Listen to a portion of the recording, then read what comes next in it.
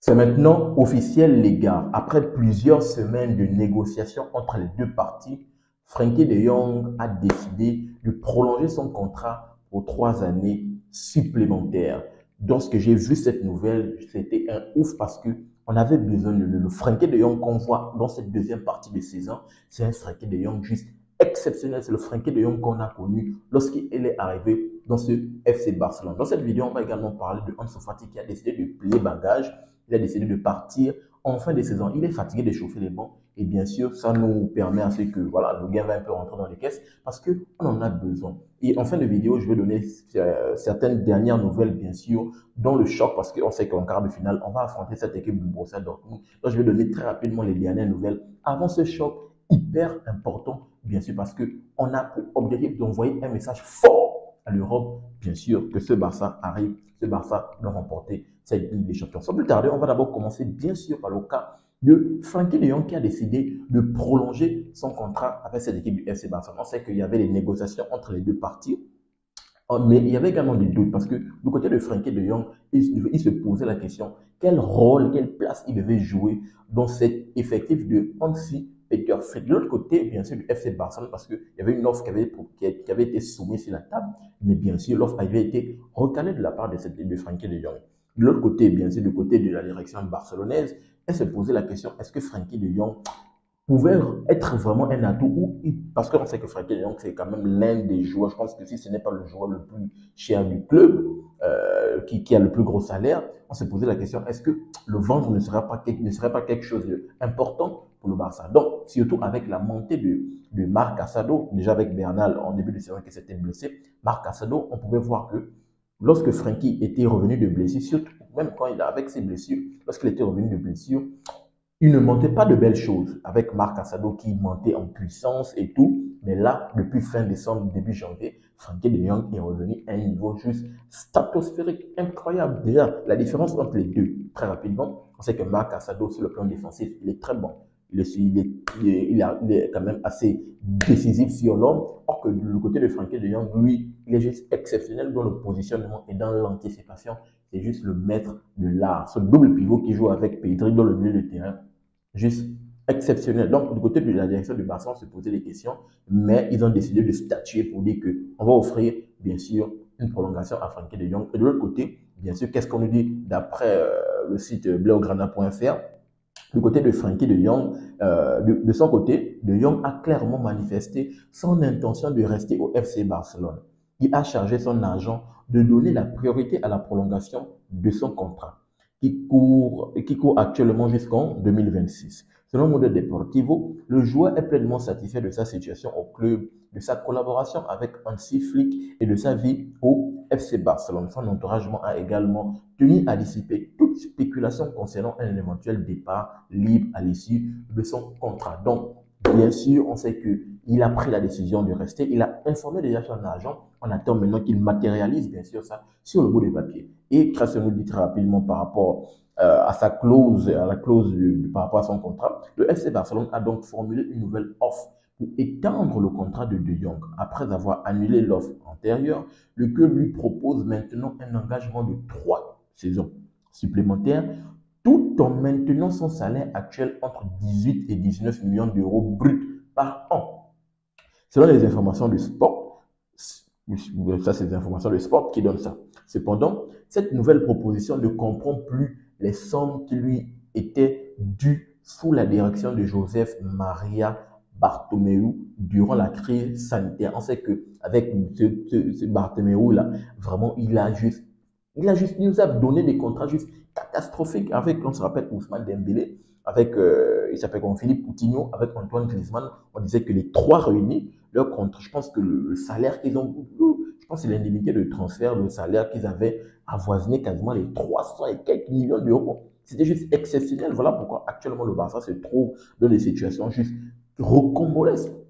La direction attend maintenant la réponse du joueur dans les semaines à venir, espérant qu'il acceptera ces nouvelles modalités en accord avec la politique de restructuration financière du club. Parce que bien sûr, ils essaient de reboucher les trous comme ils peuvent, parce que la situation que Bartomeu nous a mise vraiment a été une situation plus que difficile. Mais heureusement que les gars essaient de bosser, ça bosse fort. Et Bien sûr, on est tout à fait content. Donc, comme je l'ai dit tantôt, je suis tout à fait ravi que Frankie, je pense que vu qu'il a déjà informé son agent, il a informé son entourage, je pense que ça, il doit juste matérialiser ça sur un bout de papier. Mais c'est bon, on prend Frankie de Jong qui rebat les cartes. On poursuit avec lui pour 3 années supplémentaires parce que avec Hansi-Peter Flick, on a besoin de lui dans ce milieu de terrain. Il est hyper important pour nous, ce Frankie de Jong.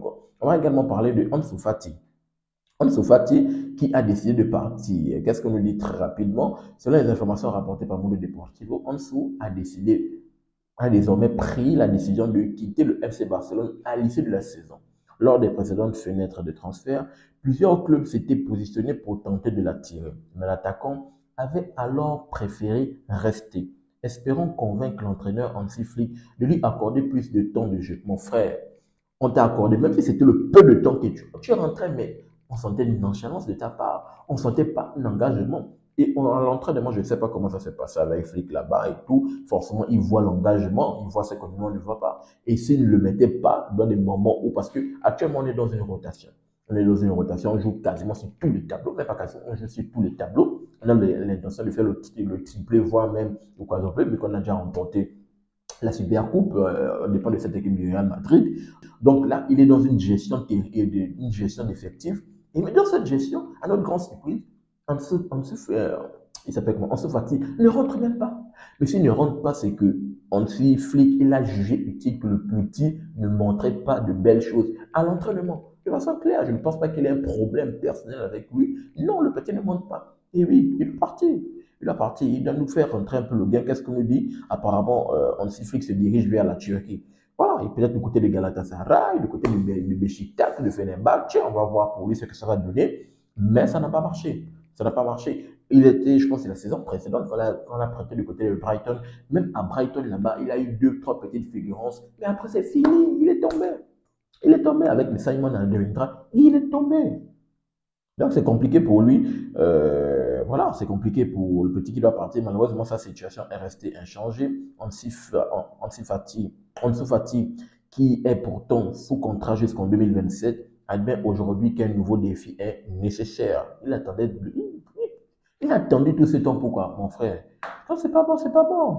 Il recherche un club et un entraîneur capable de lui redonner confiance et responsabilité et se prépare désormais à un départ lors du prochain mercato estival. Voilà, il va partir, il va partir. Malheureusement, je me rappelle à une époque, je pense que quand Xavi était là, quand Xavi ne le faisait pas jouer, je pense que c'est ses parents ou je m'entends père qui venait crier au scandale qu'il doit jouer, il doit jouer, il doit jouer. Ok, Xavi, mais Hansi Flick vient également, il doit jouer quoi? Le petit ne montre pas d'engagement, il doit partir malheureusement. Lui, c'est un petit, je pense, qui revient de la Masia. Mais c'est pas bon. Quand c'est pas bon, ce n'est pas bon. Il doit partir et le Barça doit se positionner sur d'autres joueurs. Donc, voici ce qu'il fallait dire pour Ansu Fati. On va revenir très rapidement par rapport aux dernières nouvelles dans le choc entre le Barça et le Borussia Dortmund. On sait qu'on a déjà affronté cette équipe de Dortmund en phase de ligue. On a tapé cette équipe chez elle. On attend que le Barça envoie un message fort. Parce que ce match-là, il faut que le Barça envoie un message fort à l'Europe qu'on est bien on est présent, qu'on a des ambitions d'aller remporter cette Ligue des Champions qui nous suit depuis longtemps, les gars, qui nous suit depuis longtemps. On assistait au mardi, au mercredi, le Barça était où? Le Barça était où? Ils étaient en dégression. Et là, vraiment, on est heureux, on est content de voir notre équipe jouer des grandes échéances. Vraiment, donc, il y a des actions de taille avant le Barça, ce Barça Dortmund. Il dit question du côté de Dortmund, quels sont les absents? Ok, non, ici. Apparemment, du côté de cette équipe de Dortmund, on nous dit que Niklas Zoule et Marcel Zabister sont blessés, ils ne seront pas présents. Pascal Gross est suspendu pour accumulation de cartons jaunes. Donc, ok, ils ont des joueurs quand même assez importants. Il y a des inquiétudes également pour Rami Bensebaini, qui a ressenti une gêne physique pendant le match, sans doute le dernier match, et il est incertain. Et l'entraîneur Niko Kovac va devoir ajuster son équipe pour faire face bien sûr à ces nombreuses blessures. Nous on prend parce qu'on sait que le Barça actuellement on enchaîne des matchs, on a joué une semaine, 3 matchs, c'est compliqué. Le dernier match malheureusement on pouvait l'emporter vu ce faux pas de cette équipe Madeleine, on n'a pas pu le faire. Je pense que les joueurs vraiment ils ont trop dépensé d'énergie. Ok, nous également on a quand même certains joueurs qui sont blessés un peu depuis. On a Inigo Martinez. Je pense que oui, Inigo Martinez qui est toujours incertain. On va voir. On espère qu'il sera là parce qu'on a besoin d'Inigo Martinez dans ce match. Bien sûr, même si on sait que Aroro peut faire l'affaire au moins au match aller. Voilà, c'est comme lui, Inigo Martinez, qui n'a pas joué le week-end dernier, a été ménagé à cause d'un petit pépin physique. Oui, il a ce petit pépin physique-là. Mais l'entraîneur Hansi Flick espère le récupérer pour le match de mercredi. On va voir ce que ça va donner. Daniel Mo, lui, il est prévu pour le match retour, mais il ne jouera pas cette semaine. Daniel Mo, lui, on sait que lui, il est très fragile, trop fragile. D'ailleurs, il y a même une nouvelle mercato qui est parue là. Le Manchester City veut repiler et il veut signer Daniel Mo. Le petit qui se blesse beaucoup, en tout cas. On va voir ce que ça va donner avec Pep Guardiola là-bas. Marc Assado qui est toujours blessé pour une longue durée, bien sûr. Le Barça qui atteint la finale. On dit quoi? Il pourrait revenir si seulement le Barça atteint la finale de la Ligue des Champions. Ça peut être intéressant. Marc Bernal également, qui est, selon l'estimation de la durée de son disponibilité, quant à Ter Stegen, même s'il est rétabli rapidement, il est toujours forfait. Enfin, Marc Bernal ne sera disponible qu'à la fin de la saison. Il y a également Christensen qui n'est pas disponible. Je pense que lui également en fin de saison va être assez compliqué. Donc, voici les dernières nouvelles mercato, les gars. On est prêt pour affronter cette équipe de Borussia Dortmund. Comme je l'ai dit tantôt, on doit envoyer un message fort à l'Europe. Il faut qu'on copieusement cette équipe de Dortmund qui n'arrive pas également, qui ne réalise pas une belle saison en championnat. Il faut qu'on tape cette équipe. Ils ne sont pas également en bonne forme. On doit envoyer un message pour qu'on est présent. On prend une avance dans ce match aller et au match retour, bien sûr, on pourrait au moins peut-être pas faire tourner parce que, attention, c'est la Ligue des Champions. Il faut élever le niveau, mais on va voir bien sûr ce que ça va donner. Donc, donnez-moi votre retour par rapport surtout à ces deux infos hyper importantes. Frenkie de Jong qui, bien sûr, qui va prolonger pour 3 années supplémentaires. Est-ce que vous pensez que c'est une très bonne avis? C'est une très bonne nouvelle? Et Ansu Fati également qui va partir. Donnez-moi votre ressenti par rapport à tout cela. Je serai là dans les commentaires pour vous lire. N'oubliez pas de vous abonner, de liker et surtout activer la cloche de notification pour ne manquer aucune de mes sorties. Peace. À très bientôt les gars.